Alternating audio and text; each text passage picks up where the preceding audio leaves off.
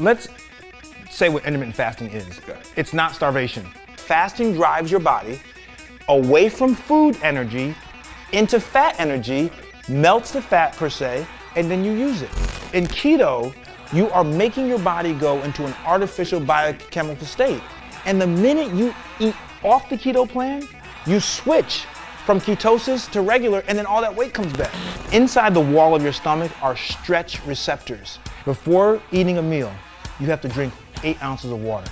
You have less room now for the stomach to expand with food because you've taken some up with water. But every once in a while I had to teach myself that you have to look up from the trench and see the landscape. Don't take a portrait view, take a landscape view and see kind of where you were, see where you can go. And that kind of guides you in life.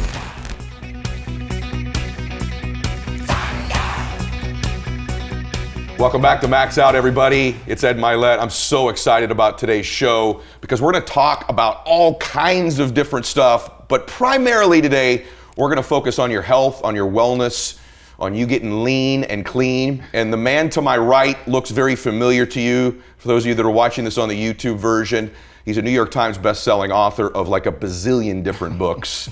And if our on-camera conversation is anywhere near as good as the off-camera, today's going to be magic. So this is Dr. Ian Smith. Thanks you for being here. I appreciate you having me. It's going to be awesome. So we could go everywhere. Anywhere you want. Because you've written about so many different things. His newest book, by the way, is Clean and Lean. And I got to tell you, probably the number one question that I'm getting asked from my audience regularly is, what do I know about intermittent fasting? Okay, which is absolutely nothing. And so, you know why guys are asking you that? Why? Yeah. Because how good you look. Oh, thank you. No. Seriously. Thank you. You're a very fit. I looked at you're a very fit-looking guy, and people know that IF is something that people who are into fitness, that they know that kind of stuff. They're assuming that, and it's not difficult to explain right now, but you look like a guy who would be a master of that kind of concept. Thank you, and I'm not. And by the way, this is coming. If we're on YouTube, this is a 50-year-old man. Probably the most shocking thing was that. I swear, I'm looking at your stuff. I'm like, he's 50? Yeah. I look 20 years older than this man. Blacks on crack. Is that what it is? Yes, yeah, no, I don't have any of that going for me, unfortunately. So I'm assuming some of it, though, is because you're such a fascinating man from where you grew up to your education, and we're going to go there in a little bit. But if I don't get to intermittent fasting first, people are going to be really frustrated with me. So tell me a little bit about it. There's really 2 types also from what I was reading, right? Yeah. What can you tell us about it? Let's say what intermittent fasting is. Okay. It's not starvation. Okay. People see the word fasting and they think that they're not going to eat for a long time. Right. It's intermittent, which means on and off fasting. So on and off eating. So basically you have 2 windows. You have a feeding window or an eating window. You will eat from this hour to this hour, all of your meals and snacks, and that's the only time you'll eat. Then you have what's called your fasting window. Okay. And this is why intermittent fasting works for a lot of things it works for. It works because your body needs energy all day. While you're sleeping, while you're talking, taking a shower, whatever, having sex, you need energy, okay? Mm-hmm. Your body typically will get the energy from the food that you eat, the calories. Okay. And your body stores calories in the form of glycogen, which is a glucose storage form, and fat. Okay. Fat is a storage form of energy. So when your body needs energy, it takes it from those calories you just ate or you ate a couple hours ago, or it takes it from your stores. Okay. If you aren't taking in fresh calories, your body still needs energy. So it says, where am I going to go to get this energy? Well, the first thing it does is it goes into your liver and your muscles and takes out the glycogen. So it depletes those stores, the inventory, it knocks them all out. Okay. Now where do you go? You go to your fat. The body breaks down the fat, converts it to energy, and then you use it to do what you have to do. Now, you don't know this is happening, by the way. This is happening obviously microscopically internally, but this is what fasting does. Fasting drives your body away from food energy into fat energy, melts the fat per se, and then you use it. Okay. So intermittent fasting has to work in the sense of you have to be very rigid about your times. And this is what I mean. If you have a feeding window, you have to stick to it. If you extend your feeding window into your fasting window, you're going to interrupt that fasting period. It's during that fasting period, during that period where you don't have energy, that your body's driving into your fat stores. Okay. Now, people say, well, what can I have during my fast? In my way, you can only have about 25 to 50 calories of a beverage. So maybe coffee. If you want to have some coffee or black coffee or some herbal tea, if the calorie count goes above about 50 calories, then you're going to switch from burning fat to go into the calories you're consuming. Wow. And we want to keep the body, the switch, we want to keep it into the fat direction. Okay. And that's why you don't what's called break the fast. Okay. So in my programs, and the last one, Clean and Lean, it's about clean eating with intermittent fasting. Yep. So how would you do it? Let's say, for example, you want to do a 12-hour fasting window. Okay. That means you're going to eat for 12 hours and fast for 12 hours. First, by the way, 12 hours is a long time to eat. I mean, it's a lot of time. You know. So do you believe it's a long time not to eat or a long time to eat? I think it's a long time to eat. Okay. 12 hours. Okay. Right? Because you could be sleeping potentially 8 of the other 12. See, now there you go. So Okay. you got it already. So Okay. people say, but 12-hour fasting, guess what? If you slept for about 8 hours, that means just 2 hours before and 2 hours afterward Okay. that you're not eating. Okay. It's 4 hours really. Okay. Now, this is what you would do. This is what I think is the easiest way to do it. If you get up at 8 o'clock in the morning, don't start eating till 10. Do everything you normally do from 8 to 10. At 10 o'clock, start your feeding window. Okay. From 10 o'clock in the morning until 10 o'clock at night could be your feeding window, your Yes. eating window. Yes. Okay? And then at 10 at night, you fast. Okay. Wrap around. That's a 12-12 window. Okay. You can burn a lot of fat Okay. in that 12-hour fasting window. We're gonna go to lean in a minute. Yeah. The reason this, what's unique about your book, one is the detailed explanation of why intermittent fasting works. But most of my friends who do intermittent fasting are like, it's great because once I'm in that feeding window, I can eat all the crap I want to eat. I love That's that. what most people say, I know. right? Like, and I've had friends who have lost weight doing it that way. But you've sort of combined clean eating with the fasting. This is really important because people do say to me often, you must eat really clean. And I usually respond, yeah, but I'm not really sure that I know what the clean part of that means. So what is, and I want to stay on the fasting, but I also just curious about this, like what by definition is clean eating for you? Yes. Clean eating means reducing the amount of processed foods or ingredients that you're consuming. It doesn't necessarily mean total elimination. Okay. It's difficult to not eat anything processed for a long period of time, right? Yeah. You can go a couple days, but it's almost very difficult. But processed ingredients, things that have been processed by manufacturers that started like this, and they add synthetic chemicals, preservatives, all these additives into the food, and you see this on the shelf. This process here, this thing here is called processing the food. And then you see the finished product. Things like, chips or, Pop-Tarts, all these things that do not look like how they came out of the ground or off the tree or walking around in the pasture, right? Okay. Now, to some degree, you're gonna have to do some processing, but it's the addition of all these synthetic chemicals. And by the way, I wish we had like a package of something to look at. You turn the back of a label of a food item, packaged item, and read what's in there. Okay. If it has more than 5 to 7 ingredients, Okay. it is highly unlikely that it's a clean food. Okay, so 5 to 7 5 to ingredients, 7. it's probably processed. There's some processed in there. That's the way it is. Okay. Because you can't have like 15, clean ingredients Yeah. in one food. It doesn't work that way. Okay. All the other stuff is, xanthan gum, blah, blah, blah, blah. You name it, right? Things you can't pronounce and don't even know what they are. Why is it bad for you though? I hear this all the time, like you don't want stuff with a bunch of preservatives in it. Why is that necessarily bad for your body? A couple things. First of all, it can, we think that it can have a deleterious effect on your hormones, okay? So these synthetic ingredients can disrupt your body's hormones and throw your hormones in a state of just panic, actually. Okay. So that's one reason. The other reason is that we believe that some of these synthetic sweeteners, for example, that some of these things actually can mess with your brain chemistries, right? Artificial sweeteners are 100 to 200 times sweeter than regular cane sugar. Sweeter. And so what happens is when you consume these artificial sweeteners, you have this dopamine response in your brain, which is pleasure, right? It's the pleasure reward pathway. So you eat all this sugar, your brain releases dopamine, the dopamine travels in your brain, it goes to your pleasure center and says, "Ooh, I feel good."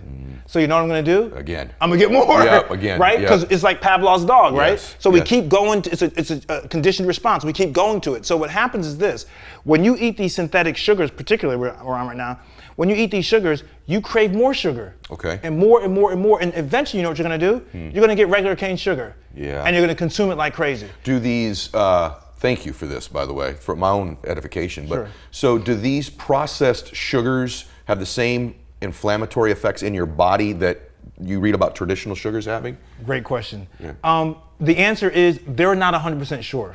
Okay. So even though artificial sugars have been around for a very long time, and at least since I was a kid, I remember my mother used to eat like sweet and low and all that stuff, Yeah, right? yeah. And so way before then, they have not done a lot of real good studies Okay. that really looks at the physiological impact. When I say physiological, I mean how the body operates internally. They haven't done really great studies. Okay. Some of it's political, by the way, because some people don't want you to do those studies, right? Okay, it's a big business, right? Right. But some of it is just that researchers in general kind of have not, they haven't gone hard into it to really look at it. Now more studies are coming out saying, we have lab rat studies. You know, so we have rat studies that show higher rates of cancer in some cases and things like that.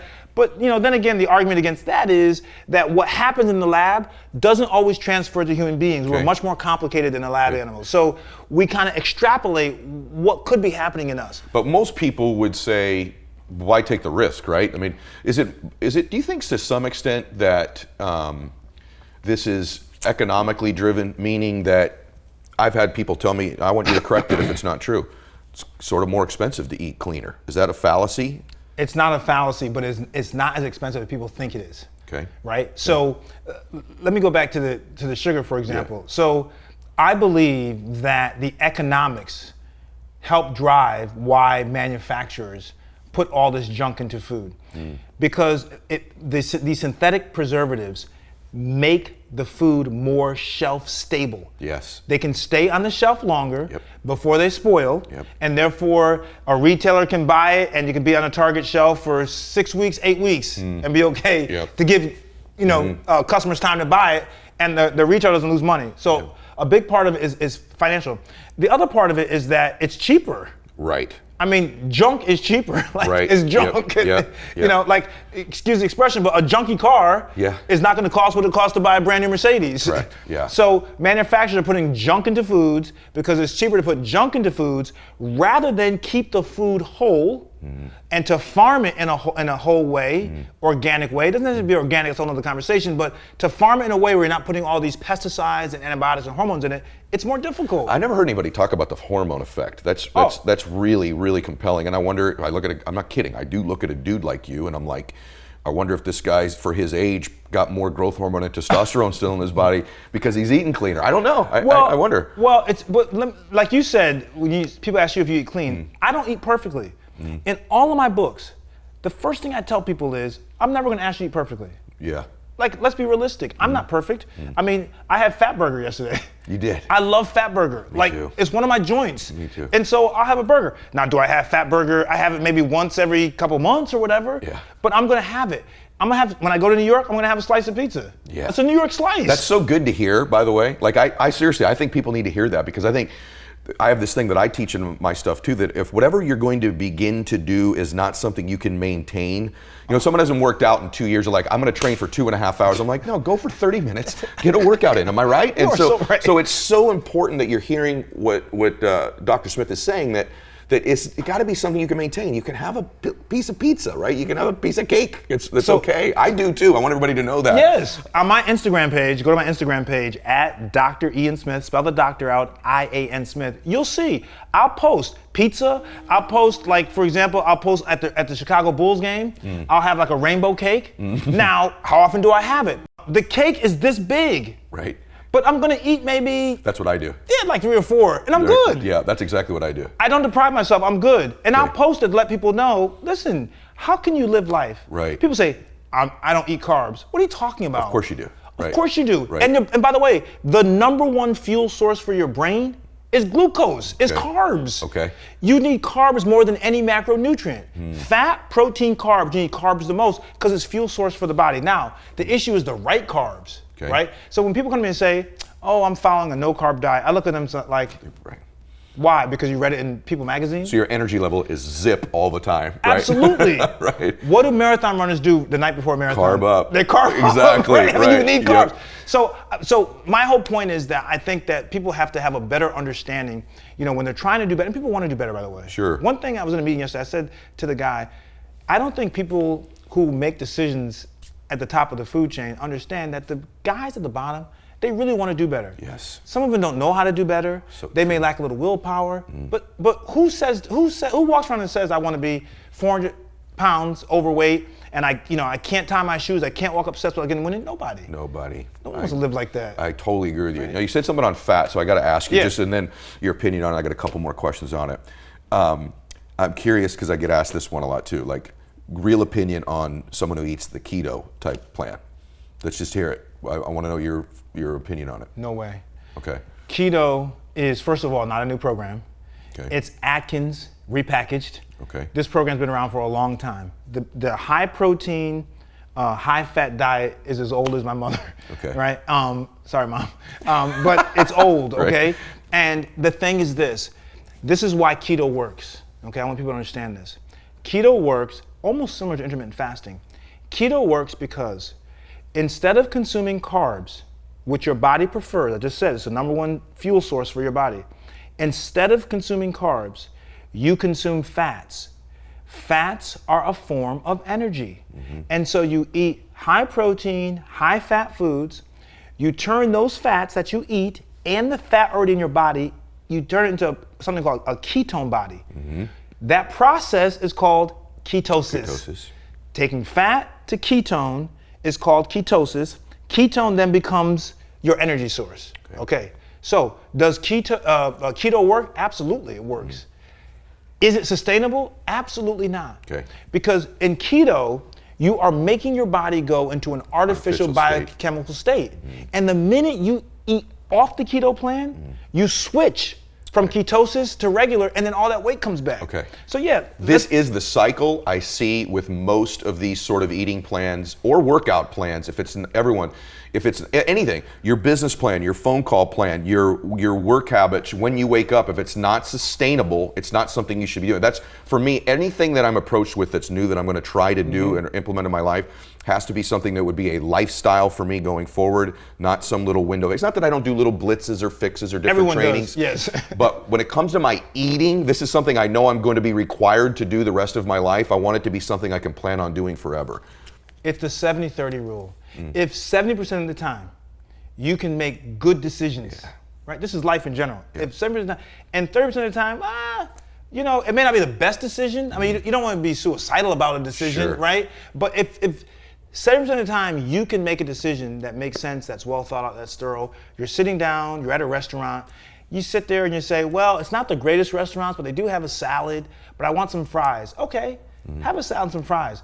But don't do like fries and then, a big, huge steak and then a big dessert that's 600, 700 calories. You would think that people know what you're saying, but I'm gonna tell you, I do exactly that. Like sometimes I'll go eat clean, but I'll do that. I'm like, all right, I'm gonna eat these fries, but I'm gonna have a salad with it. Like I actually do that, kind of make a negotiation with myself.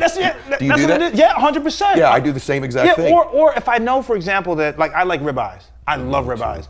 And in fact, when I go do ribeyes, I get the most marbleized, which is fatty. I get the most marbleized piece of meat, and because that's the best ribeye, right? Yeah. But I eat greens with it. That's what I do. Right, but I make sure I have good vegetables. Yes, me steamed too. vegetables with it. That's right? exactly what I do. I don't do a ribeye and fries. That's crazy. Me too. People think I'm nuts. They're like, so you're eating this whole ribeye, but you won't get some mashed potatoes? I'm like, nope. I'm eating greens with it. I do the same thing. So prove this works. By the way, do you still run your Facebook group's still very prominent? Right? Oh yes. So everyone, I just want you to hear this because I like data. Y'all know I'm a little bit nuts about this stuff, but like this isn't really up for debate. This isn't theory any longer. This is statistically, mathematically been proven. So you have a Facebook group. I want them to be able to get in it and then tell them what's sort of like the average weight loss or transformation that's happening that you see in the first little window of time. Yeah. So and let me give you some context. People say, what is good weight loss? Let's discuss that first, okay, if we can. Good weight loss, if you could lose on average 1 to 2 pounds a week, that is, any real nutritionist would be like, oh my goodness, that is wonderful. The problem is people are so habituated into thinking that You need to lose all this weight in a month. Geez, it took you 3 years to put on 30 pounds. You want to lose it in 30 days. That's unrealistic. And it's dangerous, by the way, for most people because the way they do it, not that losing weight so fast is necessarily dangerous, but it's how you do it. Okay. Lemonade diets, cayenne pepper, apple cider vinegar, no. So 1 to 2 pounds a day, a week is a great weight loss. Now, in my program, I'll admit it's rapid weight loss. So people typically lose in 30 days between 12 and 15 pounds. And by the way, I knew that, and these aren't people who are always 300 pounds. No. Store about a 150-pound woman, 30 days, lost like 15 pounds, right? 100%. Yeah. And let me tell you why they're doing it. They're doing it because they are making lifestyle changes. And they're not starving themselves.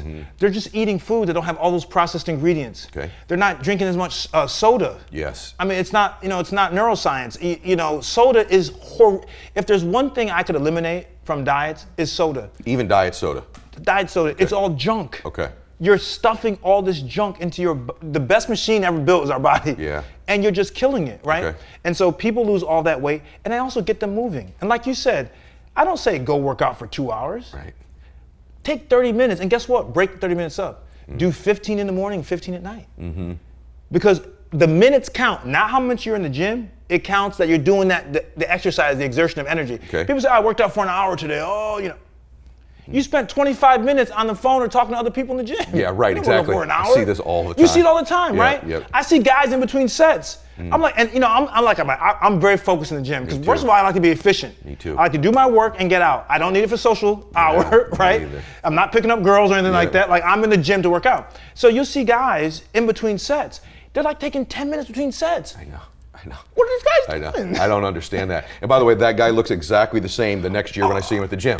There's been no change in their body at all. Like, dude, you come in here, you might as well hit it hard and get out of here. The idea is to change your body. You know what I'm saying? Right. It's the same thing. I was training a guy once, and I said to the guy, so this guy and I have been working, this older guy, we've been working for like 6 months. And I was, working with the gym. And there's another guy who we saw every single day that we went. So and we didn't go every day, so he probably was there. Yes. And I said to the guy I was training, I said, look at this guy. He's doing it all wrong.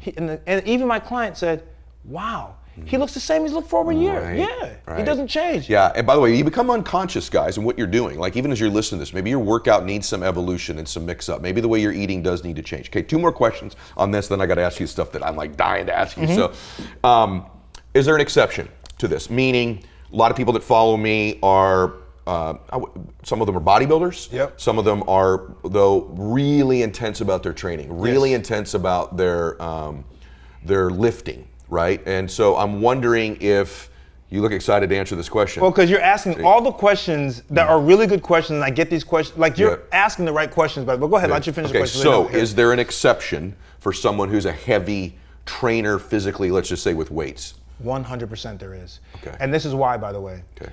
If you are a person who lifts a lot of free weights, resistance training, and you're trying to build muscle, hypertrophy, make your muscle larger versus lean muscle, okay?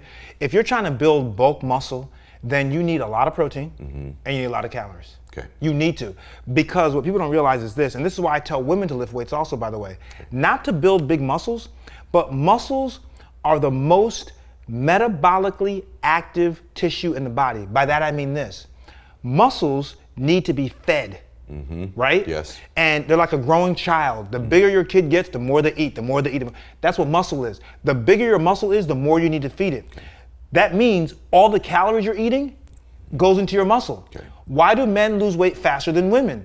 Not because men work harder, not because they're better. They have more muscle mass. Got it. And so if you have a man and a woman who are both 175 pounds and they are eating the same thing, the man is going to lose weight faster or not gain as much weight because a lot of his calories are going to feed his muscle. Okay. And the woman mostly has adipose tissue or fat. Now, that being said, so if you are a bodybuilder, a marathon runner, a vigorous exerciser, you need more calories. You need more protein. So in my programs, I will say, when people hit me on Instagram or Facebook and say, Dr. Ian, I do this, what should I do? I said, listen, you gotta eat more. You gotta increase about at least 30%. Wonderful. Because your demands are greater. Okay. Now here's the other part of it. When you're doing intermittent fasting, it cuts you, right? Okay. It can cut you very well. So you gotta be careful. For those who are not bodybuilders, I say, do your workout during your fasting time. Because let's think about this, right? Yeah. If fasting works because your body does not have calorie energy, and your body needs energy, we're going to go into the fat stores even harder because we have nothing, nowhere to get the energy. Yeah. So working out during your fasting window is a great way to really cut. Awesome advice. Right? Yes. But if you are doing a 2-hour workout, you're doing a huge HIIT workout, don't do it then because you don't have enough energy on board to get through the workout. You could hurt yourself. This is so good. And by the way, I'm a big fasted cardio person too, but I am going to go through this phase of adjusting. I can very easily not eat the last 2 hours before I go to bed at night. That's not a challenge. It's not a challenge to wait a couple hours when I wake up. And that's why I say start that way. Yeah. People who are a little nervous, this is what you do. And my program's on Instagram, so if you follow me on Instagram, I do all these challenges, like a 7-day soup challenge, 3-day weekend challenge. So if you follow me, I'll say to you, do not eat your last meal within 2 hours of going to sleep. Okay. 2 hours. Okay. Because from the time, let's say you go to sleep at 10, after 8 o'clock, we're not gonna eat. Because all those calories you just put in for dinner, we need to give our body enough time to burn as many of them off before we lay down. Because when you lay down, your metabolic rate drops to almost nothing, relatively speaking. And so all those calories have to go somewhere. Where do excess calories go that you don't burn? Fat. They become fat. Right. So people are messing themselves up. They do pretty well during the day. And they blow it the last 2 hours. Or they eat a huge meal. You know, you eat like a 1,500 calorie dinner. And then you're asleep an hour and a half. You got 1,500 calories. Plus you're also digesting that food, right? Absolutely. While you're sleeping.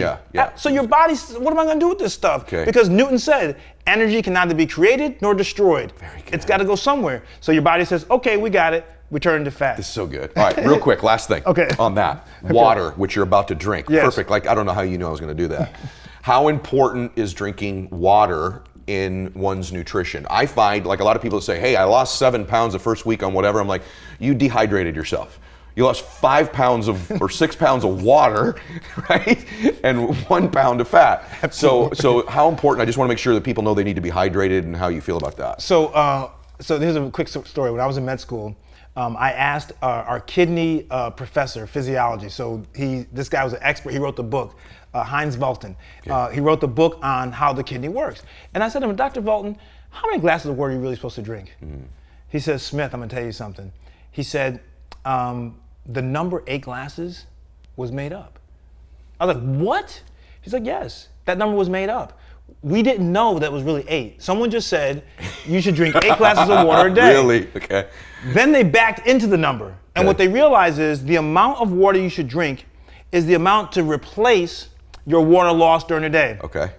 The average person probably loses, average, not someone who's training a lot, the average person probably loses between 6 to 8 glasses worth, cups worth, 8 ounces per cup of water a day. So you gotta replace that. Your body is 70% water, at least. And what people don't realize is just because you're not sweating doesn't mean you're not losing water. You lose water when you're breathing. It comes to your skin, you don't realize it. You obviously eliminate it, you urinate it. So you're losing water all day long, by the way. And so people are dehydrated and don't realize it. So I say the average person probably needs between 6 and 8, 6 and 9 cups of water a day. The more active you are, the more water you need. And by the way, here's a trick to lose weight with water. On all my programs, I say, before eating a meal, you have to drink 8 ounces of water before you take the first bite. Why is that? More full. That's right. Oh, it's brilliant. Your stomach works on expansion. So your stomach is like this, collapsed when there's nothing in it. And inside the wall of your stomach are stretch receptors. And those receptors send a signal to your brain when they get really stretched. So if you start, like my fists are closed here, if you start like this and you consume some water, you're like this. You have less room now for the stomach to expand with food because you've taken some up with water. Very good. So a quick tip is before every meal, right? Drink 1 cup of water. I love this. All right. By the way, I've done a lot of shows. I guarantee you the most detailed, most note-taking, most tactical stuff we've covered so far. I guarantee that. So now we get to indulge me because I'm just fascinated by this. I'm not as educated a man as you are. Stop. So there's Harvard and Dartmouth on this man's resume. And he has a book. So he's written so many bestsellers, but I think The Ancient Nine is the most unique one. So guys, I just feel like this is such a peek into a world that I never got access to, that probably the vast majority of people have not. But can you tell us about, it's a novel, by the way. Yes. And I love this. So tell us a little bit about the Ancient Nine. This is almost like learning about, I guess I would call it almost like a secret society to some extent. It is. And you encountered at Harvard. So Yes. tell us about the Ancient Nine, the book, and then what all that world is about, if you could. This is going to be, guys, this is something you've never heard before, most of you. Real fast. So I went to Harvard undergrad. I'm a kid from the other side of the tracks. I didn't grow up with wealth. We didn't have any money. I wasn't a legacy, which means I didn't have people who had gone to Harvard. You know, I came from a working class family. So, but I was a very smart kid, and I worked very hard. You know, kids who keep their head on straight, who are poor, they're hungry. Yes. You know, I was a poor kid. I was hungry to do better. And I knew as a kid the best way to get ahead was to do well in school. That was my out, you know. Your parents emphasize that? Oh, absolutely. Okay. So I always say we were not rich in materials. We were rich in love and education. Because my mother, I didn't have a dad, just my mother. My mother would say, you got to do well in school. And I was a great sportsman too. So I did both. Played sports and I did well in school. And I was very competitive. Anyway, I get into Harvard. My brother and I have a twin brother. We get into Harvard. And both of you got into Harvard? Both of us got in. From a single mother? Single mother. Awesome. Working class mom. Yeah. I don't know if you can do that these days. It's so hard, but anyway. Spectacular. Well, I guess you did it. Wow. Yeah, I credit her. But so we get into Harvard. We go to the school that is just, you know, the who's who, the family names, Kennedys, you know, kings and queens and whatever. So we go to the school, and what happened was, I didn't know anything about Harvard. Like, I didn't know like the history of Harvard. Jeez, I was a basketball player, you know, I was from a small town in Connecticut. Get to Harvard, and one night, one morning I wake up, and someone has slipped under my door an envelope with my name on it and the room number on it. There's no stamp, there's no return address. So I'm like, I at first thought it was, at Harvard there are a lot of like these organizations like the a cappella singers and all these different groups. I just feel it's one of these like, you know, nerdy kind of groups that, you know, so I didn't pay attention to it. I didn't even open it. Okay. So I put it on my table, whatever, in the common room, went about my business. And then one day after dinner, I came home, I was about to throw it away, I just opened it up. And it said, the president and members of the Delphic Club cordially invite you to a cocktail party, had the address, and call with regrets and blah, blah, blah. So I was like, what is a cocktail party? I had no idea what a cocktail party was. My people didn't go to cocktail parties. So I was like, oh, this must be one of these organizations, these really snooty, highfalutin organizations. One thing I noticed about like rich kids, and I'm not teasing, if you're rich, I'm not teasing you, but rich kids kind of like, they imitate their parents. Like they're more advanced, like they act like, you know, older. True. Right? I mean, I agree with you. They you. do everything faster than the average kid. Sure. So I know the cocktail party was, so I put the envelope to the side of the invite. I'm in basketball practice one night. We're in the locker room, and we're taking a shower. The guys are talking, and they're like talking about these clubs, and they're saying, the upperclassmen, they're saying, I was only a sophomore, but the juniors and seniors said, yeah, it's punch season. So I'm listening to these guys, like, yeah, the clubs are starting to invite people to potentially join their clubs. You know nothing about this part. Nothing. Wow. Zero. Okay. And so I'm like, ooh, that sounds interesting. And then someone mentioned the name. They said Delphic. And I knew that was the name in that invite I had in my room. Okay. So I raced home on my bike, and I opened this thing up, and I had been invited to this secret society. It's called punching. That's the name they use. And sororities and fraternities, they say rushing. Yep. Or, you know, so they rush a fraternity or rush a sorority, I guess. They call it punching. And so I got invited to this cocktail party. So I said, I'm gonna go to this thing. I was a very curious guy. Yep. And so I went to this party, and I gotta tell you something. It was like, I wrote in the book. I mean, the book is 80% true. It's based on me as this poor kid who gets invited mysteriously to join this thing. And I go to this cocktail party in this huge mansion in Cambridge, and you know, these guys are in these starched blazers and gold buttons and, you know, Rolex watches and smoking cigars. I've never seen this stuff is like a movie to me. Yes, right? Exactly. It's to me. Yeah. So anyway, to end it, I end up, you got to go round to round to round. So there are events. First there's a cocktail party, then there's a dinner. And after each round, they cut the list. So they start about 125 guys, and then the members will cut the list to 75, cut it to 50, cut it to blah, blah, until you get to about 15 to 20 guys who they, at the end, invite to actually join the secret society. And dude, they asked me to join. And to this day, I cannot tell you why they would ask a poor kid who had no connections, didn't go to prep school, and they asked me to join. And it was just a great experience. And so I got inside. I don't want to ruin the book for people to read it or listen to it. The audio is great, by the way. The guy who reads it is great. But I want people to read. I become your eyes to go into this very clandestine, very upper crust world of guys who are billionaires and these kids who are flying around. It's more common now, but back in the day, these people had private planes. I didn't know what a private plane was back in the day.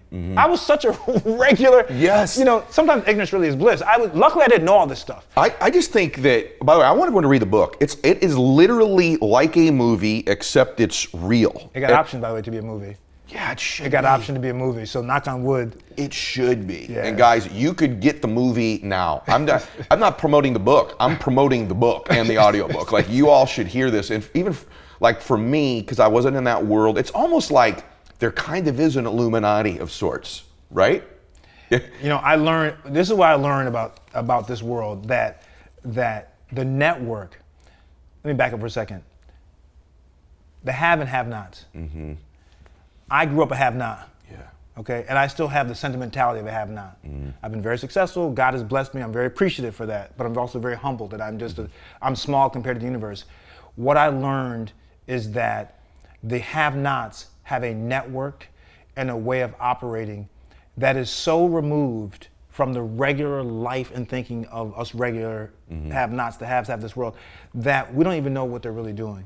There's so many deals behind these closed doors. There's so many people picking up the phone and calling, this guy's dad is a CEO of Morgan Stanley, and his son wants an internship. He doesn't go the regular route. He doesn't file an application, go to interviews. No. The dad knows the CEO. They went to school together. They were in the club together. It's just, I'm not whining about it, because there are a lot of different networks in the world, but you need to be aware that everything is not fair. I mean, you talk about the scandal with the schools, with Felicity Huffman and Lori Loughlin. I mean, they operate in a different way. They just do. And I got in, my brother got in, because we just didn't know any other way to get in. You work hard, right? You get in. And I just think that, I always say to my friends, I said, this is where the haves have it wrong. The haves don't realize that the have-nots don't want mansions and cars and stuff. They just want to kind of lead a decent life. You're right. And you guys don't give them any room, right? You guys hit them all the time. Baggage fees. You think a baggage fee affects a millionaire? No. But for a person who's traveling with a family of 4, and then they got now pay $25 to $30 for a bag? You got it. That makes a big difference to these people. Huge difference. You know, big difference? Gas taxes, too. There's other ways to tax people than fuel, and that hits poor people disproportionately in a huge way. A huge way. Where they run out of food at the end of the month because they're paying a tax on gasoline and things like that. So we think very, very, very similarly. I can already tell. Now, but by the way, I want everybody to know one thing. You can get life momentum. And at different levels of life does get a momentum, and collaborations do begin to happen, even how you and I met, right? It's not some secret society, That's right. But we are connected with some very similar people, and it makes life, getting it off the ground, if you come from that place of have-not, is a very difficult place. But there is hope when you get it going because of the collaborations and the meetings and different little organizations you will meet that will afford you progress in your life too. The 2 most important things to do that, in my opinion, number 1, surround yourself with positive people. Positive people. If you're surrounding yourself, I didn't say rich people, but people who are positive, who are optimistic, who want to achieve in life, surround yourself with them because it's contagious. And the second thing is, above all else, you must always believe in yourself. Always believe in yourself first. Because sometimes and often you're going to face situations where no one believes in you. Right. And if you allow people's lack of belief in you to dissuade you from having belief in yourself, you can't accomplish. Did that never happen to you? I'm curious. Let's be real. You grew up with a single mother, African American.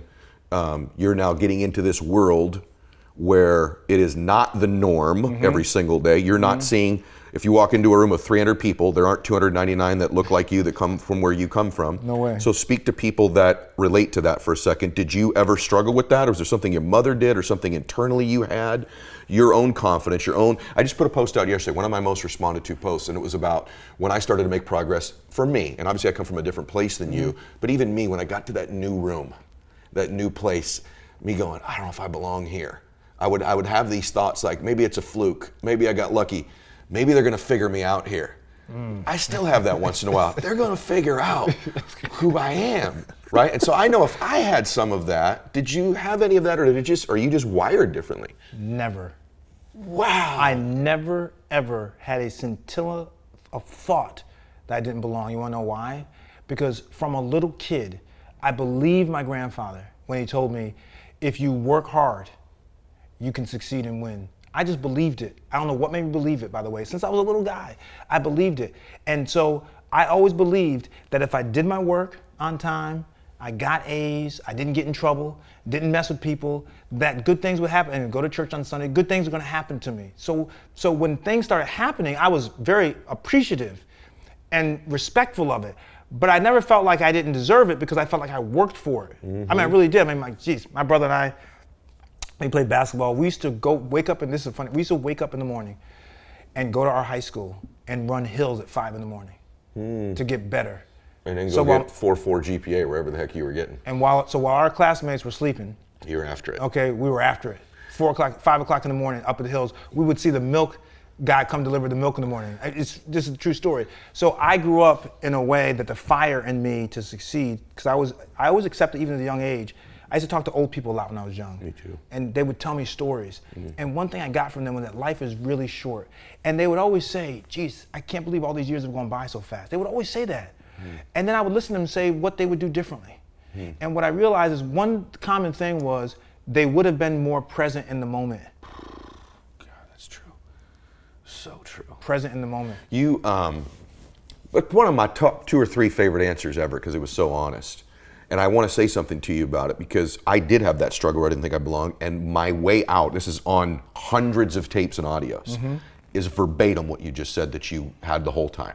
I started to go, wait a minute, I'm doing things no one's willing to do right here. I'm outworking everybody. And what happened was my self-esteem changed because became a self-worth thing. Self-confidence to me is the process of making and keeping promises to yourself. Oh, geez. And I had this reputation, right, with me over time where I trusted me. And I felt more and more worthy of the rooms I was going into, because I wasn't looking at who the other people were in the room. I was looking at me, and I'm like, wait a minute, I'm doing everything that makes me belong in this room. And so you had it all along. I developed it as I got older. And I never allowed external validation to make me feel worthy, ever, ever. If you didn't want me at your birthday party as a kid, guess what? I didn't want to be there. I didn't want to slide through the back door. If you don't want me there, if a girl doesn't want to go out with me, I don't want to go out with you either. I don't want to be in a situation where I got to force myself on you or force a situation. I'm good. I'm good. I just feel like that has really, and it's helped me, by the way, as I've gotten older. And listen, no successful person has not had tough times and tough moments. We all go through, right? The public doesn't always see it, but we all have our moments. And one thing that has kept me steady has been me believing in myself and realizing that I've worked hard and my validation is with me. Oh my gosh. And that I set the highest standards for myself. Yeah. I do. No one has ever had to set a higher standard for me than me. Yeah, you're special. I gotta say something, everybody. I'm gonna get you one more question here.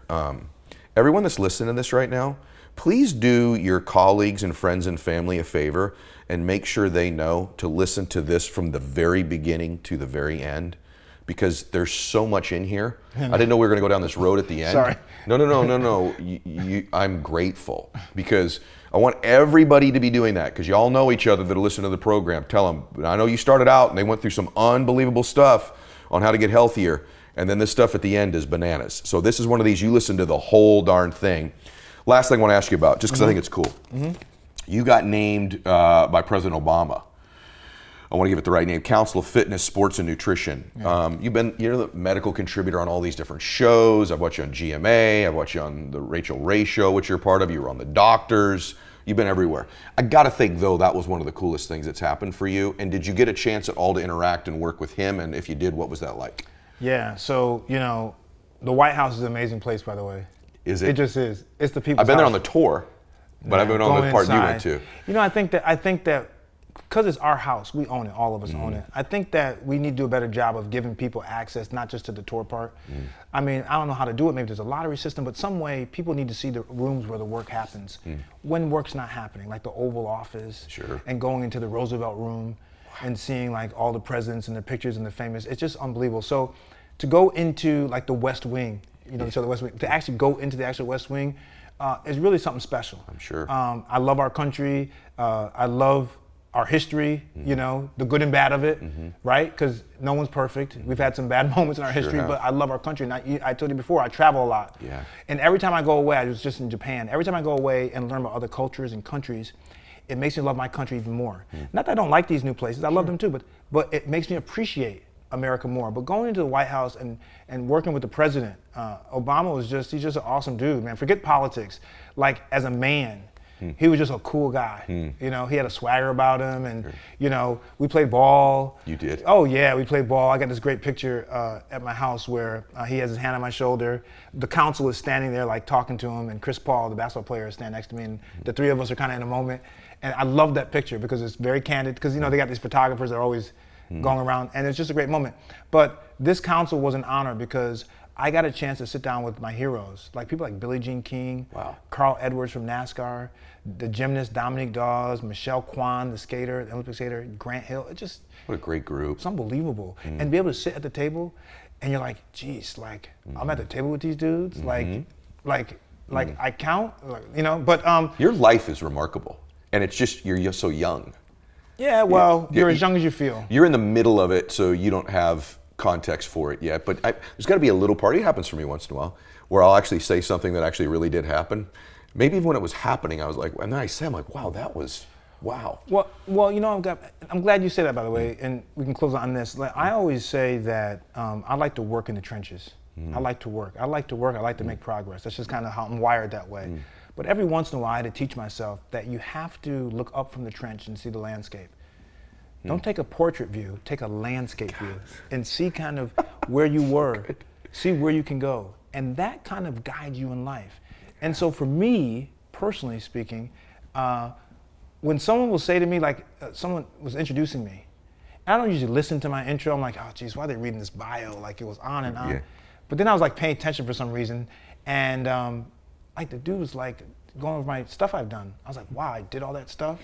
Like I was like, honestly, I'm not being arrogant, but I was like, wow, that's pretty cool. Like, yeah, I don't think you're the least bit arrogant. No, but like I was like, wow, that's the kind of stuff I want to do. I actually did that stuff. You know what I mean? Like, I worked 3 jobs when I was a young kid. Yeah. Like when I was young out of med school, I was working for Time Magazine, for NBC News, and in the hospital as an intern. I did all 3. Now I did that because I didn't know any better. Incredible. Right? Incredible. I was a young guy.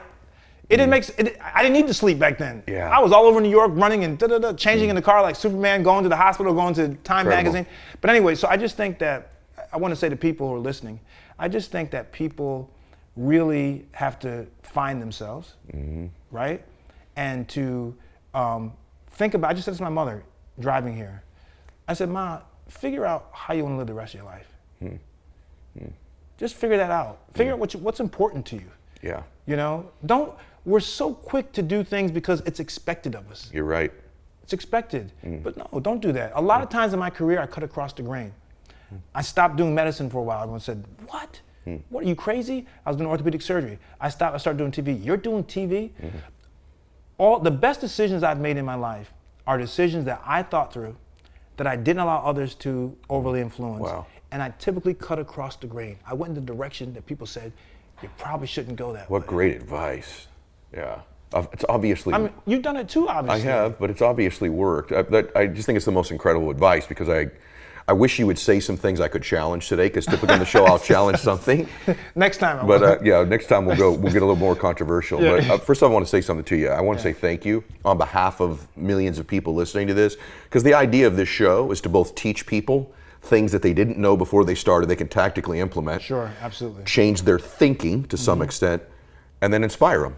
Yeah. And like we hit 10s out of 10s on all 3 of those things today. So I'm immensely grateful for the time today. Everybody make sure that you're following Dr. Ian Smith on Instagram. At Dr. Ian Smith, spell the doctor out, I-A-N Smith. And if you want to join one of our challenges, we do it on Instagram, but also on Facebook. Okay. So they can email me, actually. Can I give that out? Sure. My email is abychallenge, the numeral 1 @gmail.com. A better you. abychallenge, the number 1 @gmail.com, and I'll send you registration info on how you get into one of our challenges. But we have a lot of fun, and people get the best results when they have support. Yeah, I totally agree. Let me with tell you something. People are alone, and you don't realize how many people actually have your same problem. Yeah, so true. Right? I want you guys engaging with him. I just thank you. That's all I can tell you. It was great, man. Thank you. I enjoyed it so much. We got to do this again sometime. I would love to do that Okay. again. Your next book, we'll have you on. Okay, I would great. love that, which is coming out in April. Mind over weight. It's all about the mind. Okay, so then we got to have you on for that. Okay. So, all right, everybody, I know you enjoyed today's program. Reminder, every day on Instagram, the Max Out 2-minute drill. I want to engage with you. I want to know what's going on with you. I want to be able to have the right guests, the right content. Dr. Smith was here today directly because of the feedback I get from you guys about you wanting to learn more about intermittent fasting, and I'm so glad we went down these other roads. Max Out 2-minute drill means this. When I make a post every day on Instagram, which is usually 7:30 to 8 a.m. Pacific, 10:30 to 11-ish Eastern, you'll have an opportunity to make a comment on my post, and if you make that comment, or you comment on someone's comment, on that, within the first 2 to 5 minutes, we pick a winner every day. You get coaching calls with me, Ride on the Jet, my book, Max Out Gear, calls with my guests, all kinds of cool stuff. And if you miss the first 2 to 5 minutes, as long as you just comment every day on every post, there's just 5 or 6 a week. If you just do that every single day and stay engaged with me, we pick a winner from that group as well. So I'd love to connect with you more deeply. God bless you and continue to max out. Hey guys, thanks for sticking around. If you'd like more, click the videos right here. They're exactly what you need to see next. And if you're new here, hit subscribe and become a part of the Max Out community. And tell me what you think about the videos in the comments below. I read all of them every week, and I select winners that get all kinds of prizes, gear, coaching calls with me. Make a comment.